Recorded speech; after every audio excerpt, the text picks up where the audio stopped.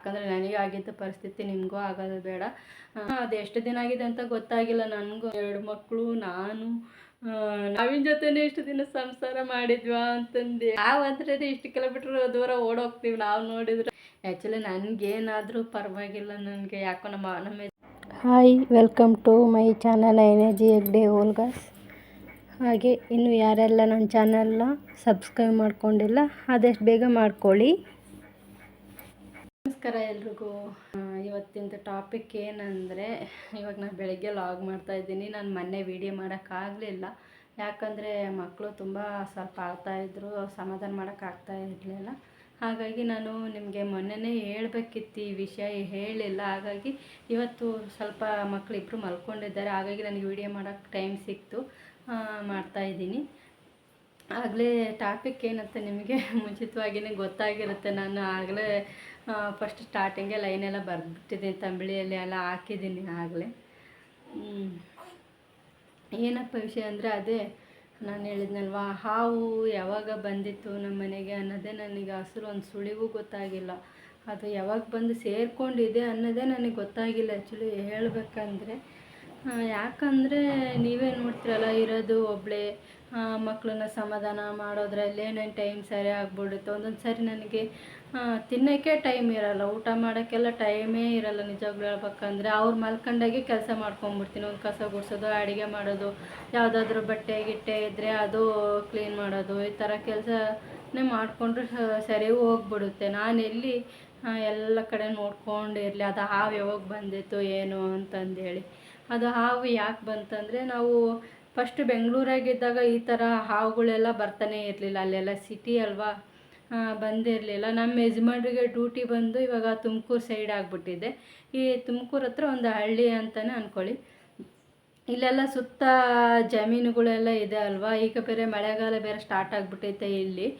ಹಾಗಾಗಿ ಅದು ಎಲ್ಲಿಂದ ಹಾವು ಬಂತಂತ ಗೊತ್ತಿಲ್ಲ, ಜಮೀನಿಂದ ಮಳೆ ಬಂದಿದೆ ಅಲ್ವಾ, ಹಾಗಾಗಿ ಬಂದು ಸೇರ್ಕೊಂಡ್ಬಿಟ್ಟಿದೆ ಮನೆಗೆ. ಅದು ತುಂಬ ದಿನ ಆಗಿದೆ ಅಂತ ಗೊತ್ತಾಗಿದ್ದೆ ನನಗೆ ನಮ್ಮಕ್ಕ ಹೇಳಿದಾಗ.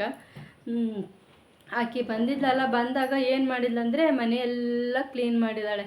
ಎಲ್ಲ ಗುಡಿಸಿ ಮೂಲೆ ಇರೋದೆಲ್ಲ ತೆಗೆದು ಎಲ್ಲ ಗುಡಿಸಿದ್ದಾಳೆ. ಯಾಕಂದರೆ ನನಗೆ ಗುಡ್ಸೋಕ್ಕೆ ಟೈಮೇ ಸಿಕ್ಕಿಲ್ಲ. ನಾನೇನಂದರೆ ಮಾಮೂಲಿ ಯಾವುದಿದೆ ಅದೆಲ್ಲ ಗುಡ್ಸ್ಕೊಂಡು ಹೋಗ್ತಾಯಿದ್ದೆ ಸುಮ್ಮನೆ. ಆಕೆ ಆದರೆ ಏನು ಮಾಡ್ತಾಳೆ ಅಂದರೆ, ಬರೋ ಸಾಮಾನೆಲ್ಲ ಎತ್ತಾಕ್ಬಿಟ್ಟು ಎಲ್ಲ ಗುಡಿಸ್ಬಿಡ್ತಾಳೆ.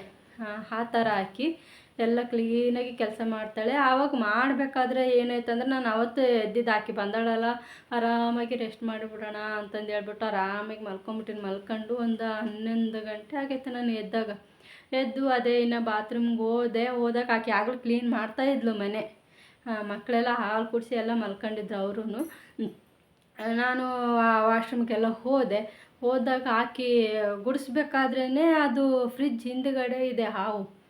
ಆವಾಗ ಆಕೆ ನಮ್ಮ ಅಕ್ಕನ ಮಗಳು ಬಂದು ಬಾತ್ರೂಮ್ ಹೊಡಿತಾನೇ ಇದ್ದಾಳೆ, ಕಕ್ಕಿ ಬೇಗ ಬಾ, ನನಗೆ ಭಯ ಆಗ್ತೈತೆ, ಬೇಗ ಬಾ ಅಂತಂದೇಳಿ. ನಾನು ಬಾತ್ರೂಮಲ್ಲಿ ಇದ್ದೀನಿ, ನನಗೆ ಗೊತ್ತೇ ಆಗಿಲ್ಲ ಯಾಕೆ ಇಂಥ ಪರಿ ಕರಿತಾ ಇದ್ದಾಳೆ ಇವಳು, ಮಕ್ಳಿಗೆ ಏನಾದರೂ ಆಗ್ಬಿಡ್ತಾ, ಅಯ್ಯೋ ದೇವ್ರೇ ಏನು ಮಾಡೋದು ಅಂತಂದು ಹೇಳ್ಬಿಟ್ಟು ಅವಾಗ ನಾನು ಹಂಗೆ ಸಡನ್ಲಿ ಓಡಿ ಬಂದಾಗ ಆಕೆ ಅವಾಗ ಹೇಳ್ತಾರೆ, ಮನೇಲಿ ಹಾವು ಬಂದುಬಿಟ್ಟಿದೆ ಕಕ್ಕಿ ಅಂತಂದೇಳಿ. ಹಾಕಿದ್ದು ನಮ್ಮಕ್ಕ, ನೀನೇನು ಹೆದರ್ಕೊಂಬೇಡ, ಇಲ್ಲೇ ಇದೆ, ನಾನು ಹೊಡಿತೀನಿ ಅದನ್ನು ಅಂತಂದು ಹೇಳಿದ್ಲು.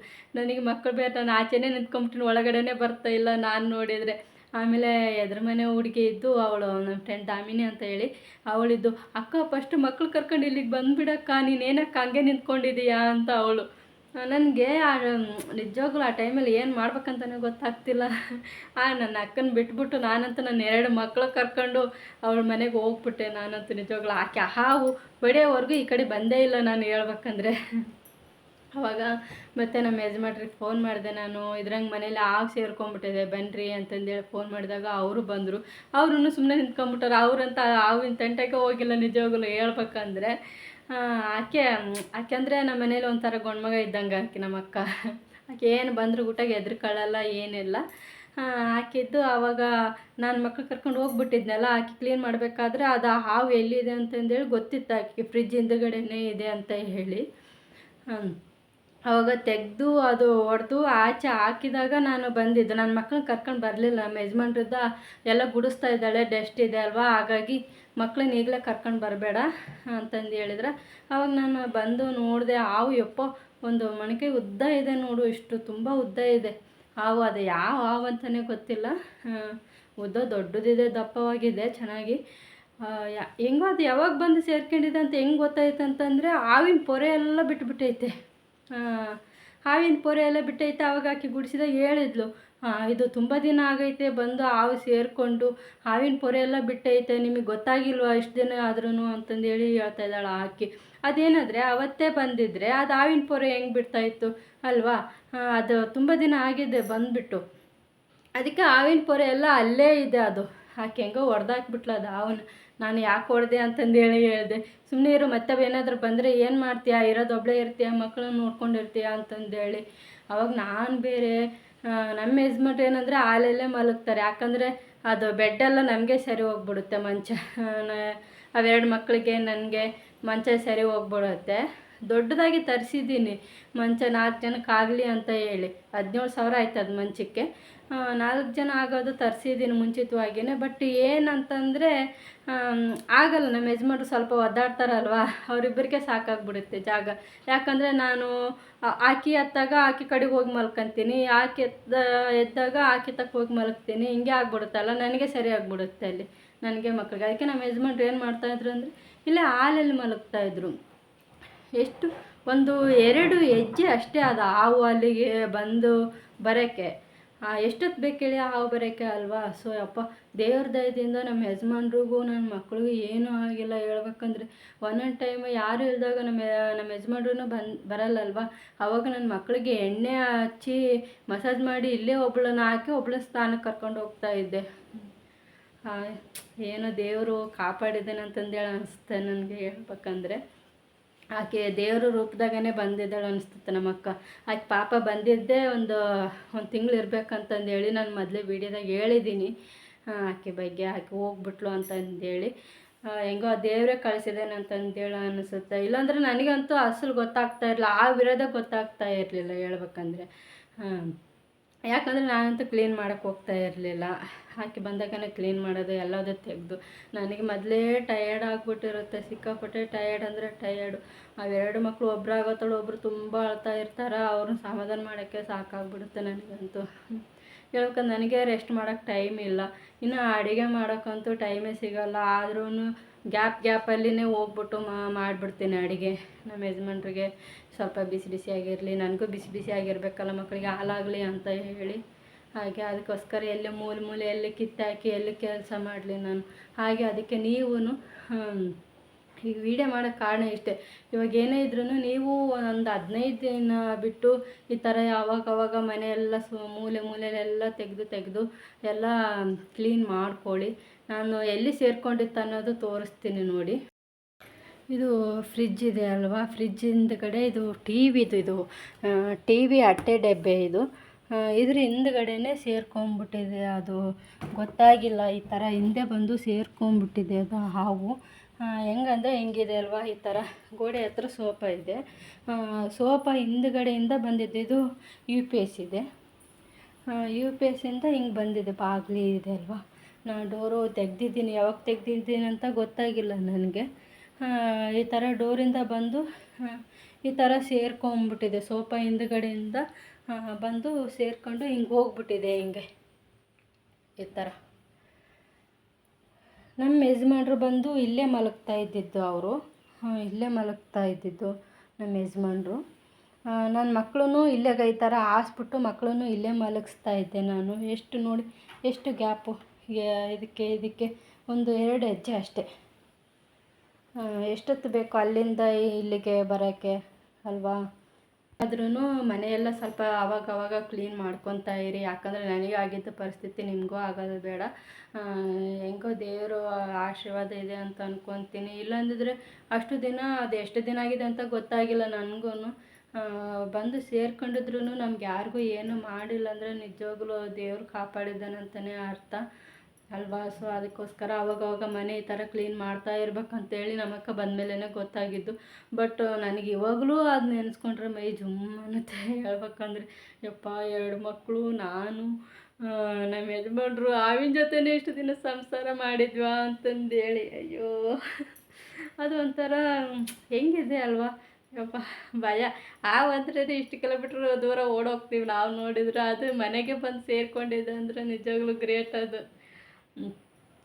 ಯಾಕೆ ಯಾರಿಗೇನು ಮಾಡಿಲ್ಲ ಅಂತಂದೇಳಿ ಹೆಂಗೋ ಅದೊಂದು ಖುಷಿ ಆಯ್ತು ನನಗೆ. ಯಾರಿಗೇನು ಮಾಡಿಲ್ಲ ಅಂತಂದೇಳಿ ಅಕಸ್ಮಾತ್. ಬಟ್ ಏನಂದರೆ ನನಗೇನಾದರೂ ಆಗಲಿ, ಬಟ್ ನನ್ನ ಮಕ್ಕಳಿಗಂತೂ ಏನು ಆಗಬಾರ್ದು ಅಂತಂದೇಳಿ ನನಗೆ ಒಬ್ಬ ಹೆಂಗೋ. ನನಗೆ ನನ್ನ ಮಕ್ಕಳಂದ್ರೆ ತುಂಬ ಇಷ್ಟ ಆಗ್ಬಿಟ್ಟೈತೆ. ಯಾಕಂದರೆ ಅವ್ರನ್ನ ನೋಡಿ ಮಾತಾಡಿಸ್ತೀನಿ, ಡೈಲಿ ನೋಡ್ತೀನಲ್ವ, ಅವ್ರ ಜೊತೆ ಆಟ ಆಡೋದು ಎಲ್ಲ ಮಾಡ್ತೀನಲ್ವ. ಸೊ ಹಂಗಾಗಿ ನನಗೆ ಏನು ಹೇಳ್ಬೇಕಂತಲೇ ಗೊತ್ತಾಗ್ತಿಲ್ಲ ನಿಜವಾಗ್ಲೂ. ಮಕ್ಳಿಗೆ ಏನಾಗಿಲ್ಲಲ್ಲ, ಅಷ್ಟು ಸಾಕು, ಅಷ್ಟು ಖುಷಿ ನನಗೆ ಹೇಳ್ಬೇಕಂದ್ರೆ. ಇವಾಗ ಏನಂದರೆ 2 ಮಕ್ಕಳು ಒಂಥರ ನನಗೆ ಕಣ್ಣಿದ್ದಂಗೆ, 2 ಕಣ್ಣಿದ್ದಂಗೆ ನನ್ನ ಮಕ್ಕಳು. ನನಗೆ ತುಂಬ ಇಷ್ಟ ಆಗ್ಬಿಟ್ಟಿದ್ದಾರೆ ನಿಜವಾಗ್ಲೂ ಹೇಳ್ಬೇಕಂದ್ರೆ. ಅದ್ರಾಗ ಬೇರೆ 5 ವರ್ಷ ಆದಮೇಲೆ ನನಗೆ ಮಕ್ಕಳು ಹುಟ್ಟಿರೋದು. ಆದರೆ ಅದೊಂದು ಸ್ಟೋರಿ ಹೇಳ್ತೀನಿ, ಯಾಕೆ 5 ವರ್ಷ ಆದಮೇಲೆ ಹುಟ್ಟಿದ್ದು ಅಂತ ಹೇಳಿ. ಸ್ಟೋರಿ ಅಲ್ಲ, ನಿಜ ನಡೆದಿರೋದೇ ಹೇಳ್ತೀನಿ. ಏನು ಅದು ಪ್ರೆಗ್ನೆನ್ಸಿ ಟೈಮಲ್ಲಿ ಏನೆಲ್ಲ ಆಯ್ತು ಅನ್ನೋದು ನಾನು ನಿಮ್ಗೆ ಹೇಳ್ತೀನಿ ಇನ್ನೊಂದು ವೀಡಿಯೋದಲ್ಲಿ. ಈ ಥರ ನನಗೆ ಅದಕ್ಕೆ ನಿಜವಾಗ್ಲೂ ಅಳನೇ ಬಂದ್ಬಿಡ್ತು ನನಗೆ ಹೇಳ್ಬೇಕಂದ್ರೆ. ಹೆಂಗೋ ಮಕ್ಳಿಗೆ ಏನಾಗಿಲ್ಲ, ನಮ್ಮ ಯಜಮಾನ್ರಿಗೂ ಏನೂ ಆಗಿಲ್ಲ. ಆ್ಯಕ್ಚುಲಿ ನನಗೇನಾದರೂ ಪರವಾಗಿಲ್ಲ. ನನಗೆ ಯಾಕೋ ನಮ್ಮ ಯಜಮಾನ್ರು ಒಳ್ಳೆಯರಲ್ವ, ಅವ್ರು ನೋಡ್ಕೊತಾರೆ ಅಪ್ಪ. ಇವಾಗ ಒಂಥರ ಖುಷಿ ಮಕ್ಕಳನ್ನ ನೋಡ್ತಾ ಇದ್ದರೆ. ಹೆಂಗೋ ಅದು ಹಾವು ಪಾಪ ದೇವರಿಂದ ಅನಿಸುತ್ತೆ. ಅದಕ್ಕೆ ನಮಗೇನು ಮಾಡೋಕ್ಕೋಗಿಲ್ಲ. ನಾವು ಅದಕ್ಕೇನು ತೊಂದರೆ ಕೊಟ್ಟಿಲ್ಲಲ್ವ, ಅದಕ್ಕೆ ಅದನ್ನು ನಮಗೇನು ಮಾಡಿಲ್ಲ. ಬಟ್ ನಮ್ಮ ಅಕ್ಕ ಹೊಡಿಬಾರ್ದಿತ್ತು, ಹೊಡೆದು ಬಿಟ್ಟಿದ್ದಾಳೆ. ಅದನ್ನ ಪಾಪ ಅವಳಿಗೆ ಭಯ ಆಗ್ಬಿಟ್ಟತ್ತೆ, ಮತ್ತೆ ಎಲ್ಲಿ ಬಂದುಬಿಡುತ್ತೆ ಅಂತಂದೇಳಿ ಭಯ ಆಗಿ ಹೊಡೆದ್ಬಿಟ್ಟಿದ್ದಾಳೆ ಆಕಿ. ಆಮೇಲೆ ಅದೇ ಹಾವಿನ ಪೊರೆ ಎಲ್ಲ ಬಿಟ್ಟು ಹೋಗ್ಬಿಟ್ಟೈತೆ ಇಲ್ಲೇ ಒಳಗಡೆ. ಆಮೇಲೆ ಎಲ್ಲ ಗುಡಿಸಿದಾಗ ತೋರಿಸ್ತಿದ್ದಾಳೆ ಹಾವಿನ ಪೊರೆ ನೋಡಿ, ಇಲ್ಲಿ ತುಂಬ ದಿನ ಆಗೈತೆ ಬಂದಂತಂದೇಳಿ ಹೇಳ್ತಾ ಇದ್ದಾಳೆ. ಅಯ್ಯಯ್ಯೋ ಅಂತ ನಾನು ಗೊತ್ತಾಗಿಲ್ಲ ಅಕ್ಕ, ಅಸಲು ನನಗೆ ಎಲ್ಲಿ ಅಕ್ಕ, ನನಗೆ ಕೆಲಸ ಮಾಡೋಕ್ಕೆ ಟೈಮ್ ಇಲ್ಲಲ್ಲ ಅಕ್ಕ, 2 ಮಕ್ಕಳು ನೋಡ್ಕೊಂಡ್ರೆ ಸಾಕಾಗೈತಲ್ಲ ಅಕ್ಕ ಅಂತ ನಾನು.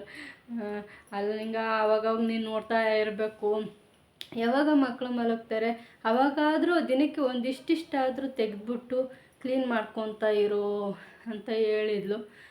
ಸರಿ ಅಂತ ಹೇಳಿದೆ. ಯಾಕಂದರೆ ಇವಾಗ ಪರವಾಗಿಲ್ಲ, ಮಕ್ಕಳು ಸ್ವಲ್ಪ ರಾತ್ರಿ ಟೈಮ್ ಸ್ವಲ್ಪ ನಿದ್ದೆ ಮಾಡ್ತಾರೆ, ತೊಂದರೆ ಇಲ್ಲ. ಬಟ್ ಹಗಲೆಲ್ಲ ನನಗೆ ಬಿಡೋದೇ ಇಲ್ಲ ಮಕ್ಕಳು ಹೇಳ್ಬೇಕಂದ್ರೆ. ಈ ಥರ ಆಯಿತು ಮನೇಲೆಲ್ಲ. ನಿಮ್ಮ ಮನೇಲಿ ಆದ್ರೂ ಅಷ್ಟೇ ಒಂದು ಸ್ವಲ್ಪ ಕ್ಲೀನಾಗಿ ಇಟ್ಕೊಳ್ಳಿ. ಅವಾಗವಾಗ ಯಾವಾಗ ಟೈಮ್ ಸಿಗುತ್ತೆ ಅವಾಗವಾಗ ಎಲ್ಲ ಕ್ಲೀನ್ ಮಾಡ್ಕೊಂಬಿಡಿ. ಏನೇನು ಮೂಲೆಯಲ್ಲೆಲ್ಲ ಸಾಮಾನಿದೆ ಅದೆಲ್ಲ ಗುಡಿಸ್ಕೊಂಬಿಡಿ ಅಂತ ಹೇಳ್ತೀನಿ. ಯಾಕಂದರೆ ಸೇಫ್ಟಿ ಮುಖ್ಯ ಅಲ್ವಾ. ಸೊ ಹಂಗಾಗಿ ಹಳ್ಳಿ ಊರಲ್ಲಿದ್ದರೆ ಈ ಥರ ಹಾವು ಚೇಳು ಬರೋದು ಜಾಸ್ತಿ. ಇವಾಗ ನಮ್ಮ ಯಜಮಾನ್ರ ಡ್ಯೂಟಿ ಇಲ್ಲೇ ಆಗಿರೋದ್ರಿಂದ ನಾವು ಅದಕ್ಕಾಗಿ ಈ ಥರ ಆಗಿದ್ದಿಲ್ಲ. ಇರೋದು ಬರೀ ಒಂದು 40 ಮನೆ ಇರೋದಷ್ಟೇ, ಬೇರೆ ಜಾಸ್ತಿ ಏನಿಲ್ಲ.